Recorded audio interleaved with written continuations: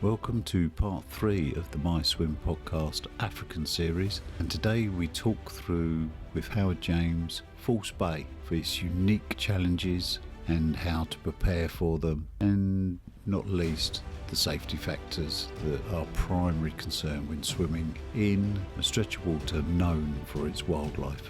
This is part of a 4-part series of African swims, and the podcasts cover Robben Island, False Bay, Lake Malawi and open water Africa as a whole. If you'd like to find out more about those podcasts or any of the MYSWIM podcast series or artwork, please go to www.myswim.uk. Welcome to the MYSWIM podcast.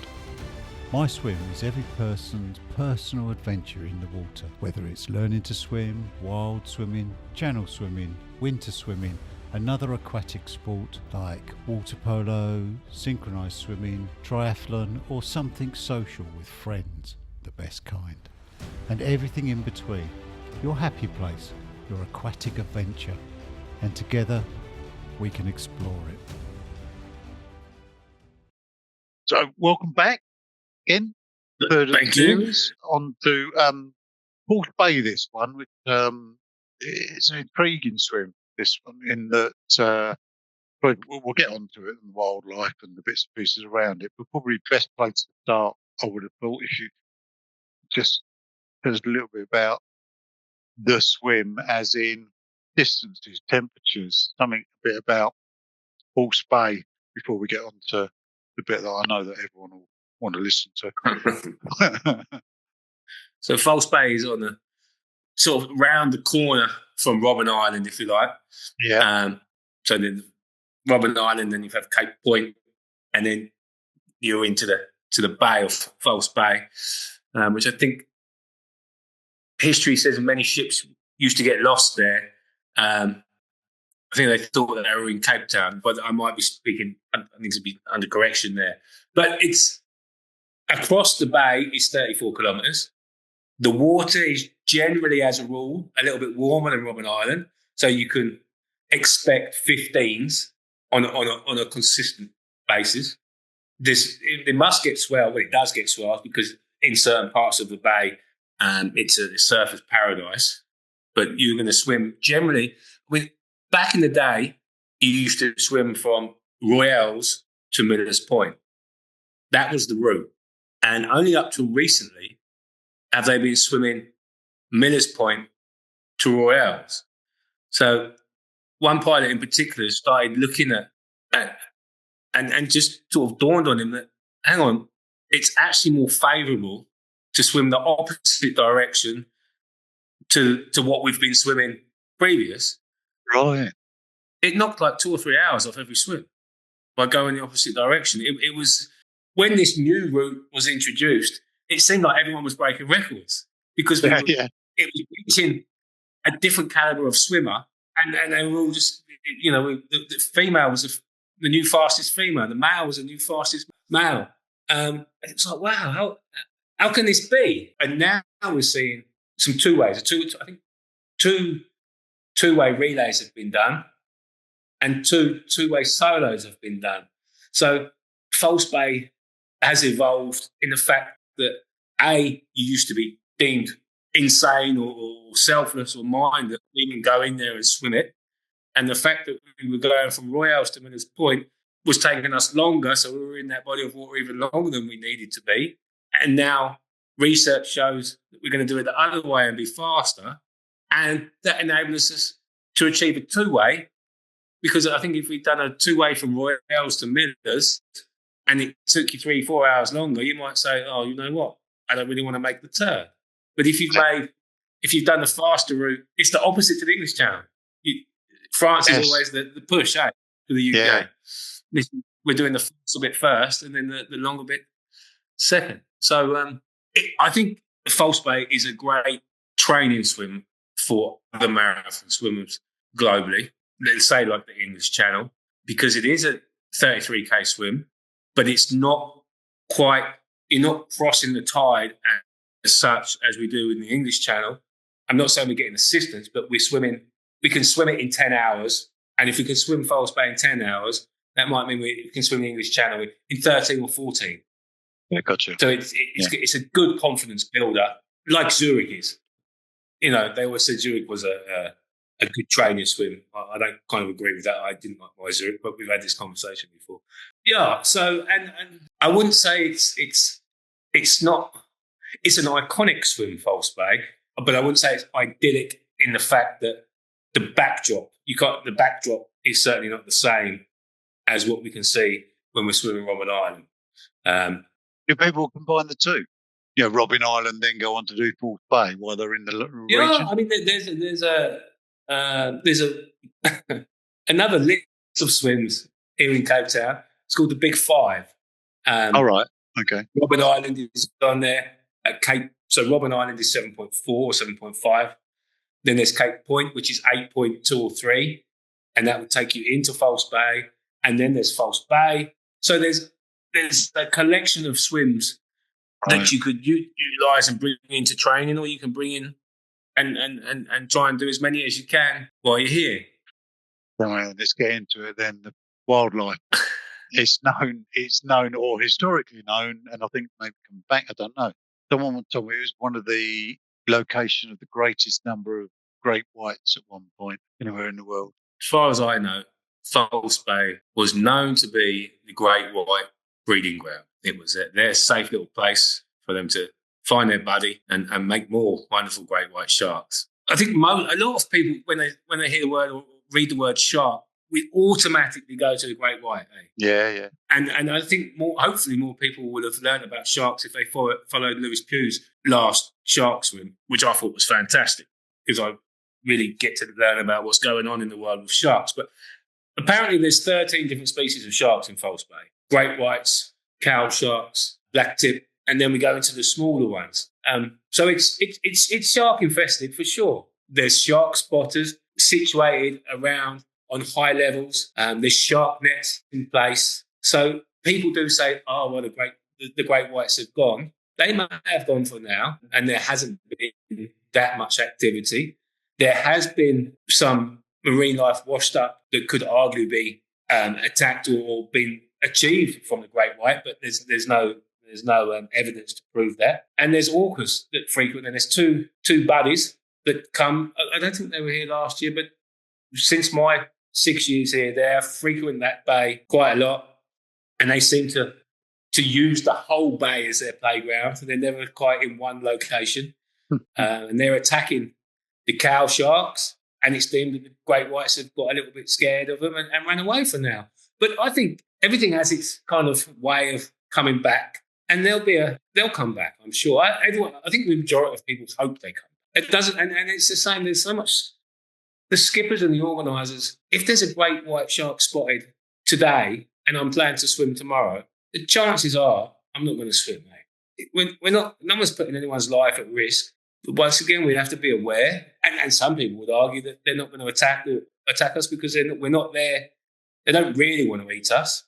There is Seal Island is based also in False Bay, which would be another reason maybe why the great whites frequent it, because they had a great food source. But I don't know, in 94, I don't know, it might have been just before the 2000s, there was honestly, I'd have to look now. There was a shark attack. I think there has been a couple of shark attacks of great whites. And then it was, you don't swim False Bay. You don't do it. And then, like everything, slowly someone stood up and said, well, I want to do it. And then when one person does it and successful, it's a knock-on effect. No one wants anything to happen to anyone, but we get a little bit more complacent in our mindset.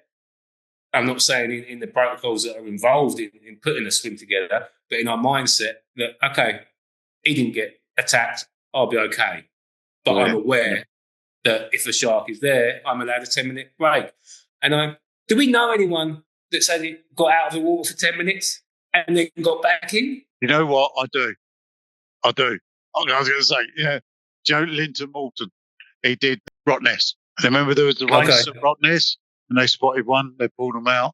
If you know Linton, as say, I'll get him on one day. We keep him in the lineup.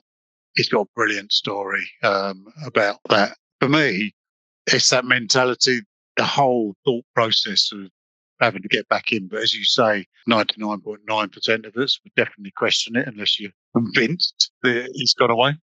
I've got the feeling I'd question it, but probably still jump in. But I think I will. I wouldn't be very happy. It would have been my choice, but my mind would be going, "You idiot, you idiot, you idiot, you idiot." Yeah, I know, but you beat yourself up to get it done. I think it would be exciting, but yeah, we've got to be practical about these things. I mean, the great thing about it is, and I know the teams will be like that, safety will be their absolute first. Yeah. And once again, False Bay is reaching global audience now. People, in this last season, I think 4 or 5 guys from Ireland have come over and swam it from whatever journey they're on. A couple of guys from India. It is gaining traction, and rightly so. I think if Ocean's 8 was Ocean's 8, it would be on there, which at my point, I see no reason why it shouldn't be. So it's Ocean's 7+1 now. My view on it, I think they stand as great swims in their own right. Seems to have everything. It's got distance, that's a decent challenge. It's got the water conditions. It's not a given to get in even on 15, is it? That you're going to get 20 miles down the road and still feel fresh. You can hit hypothermia in those times. So you've got that to acclimatise and take it as part of your training. And you need, on a swim like that, you've got, it needs, your body needs to know what feed and how often, and nutrition doesn't play a part. I'm only slowly coming around to gels, and I'm still a piece of chocolate and a pretty much, yeah. Yeah. That's interesting. What about jellyfish? Ask the question, is there a jellyfish? Yeah, there seems to be, I don't know, the small ones, like Portuguese, and sometimes there's, this year's been really bad, actually. There's been swarms of them.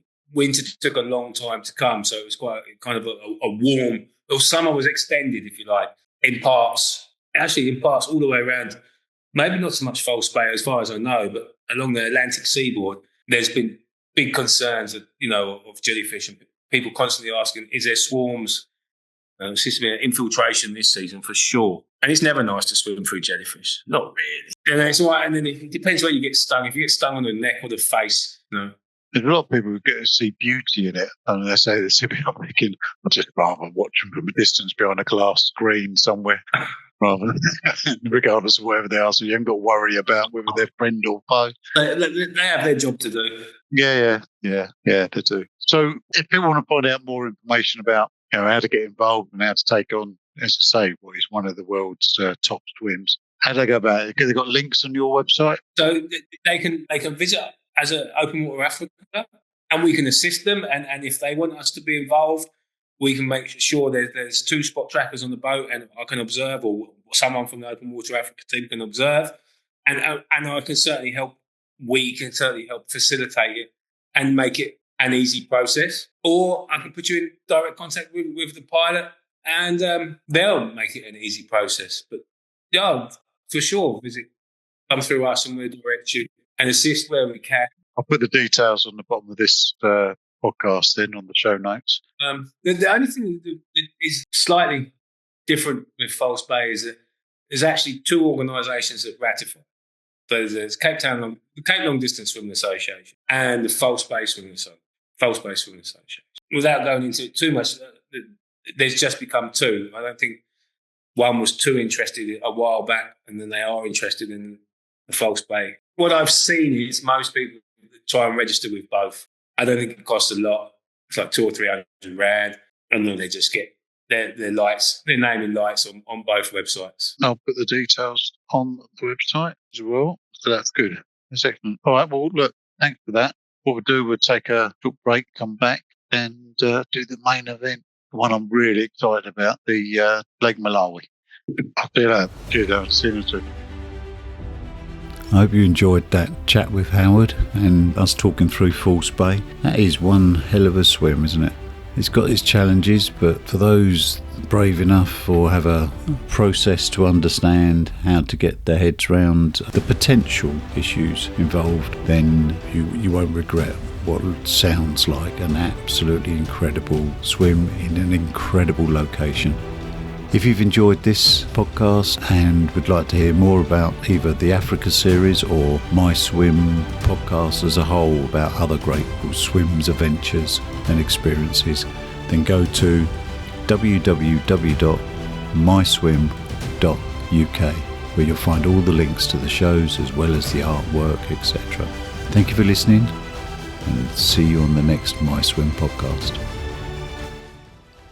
To capture the joy of each individual MySwim, we have an exclusive, bright, fun MySwim podcast themed artwork design. If you enjoy the podcast and the guests, we'd appreciate your support to keep these podcasts going, to help spread the knowledge to a wider community. And please check out the designs on www.myswim.uk. Let us know what you want to hear about, and together let's build the community. We really want to positively celebrate and promote all aspects of aquatics, and particularly the mental health benefits that swimming can bring, and would love you to be a part of it. Join the community, give us your feedback, follow, and tell us all about your individual MySwim.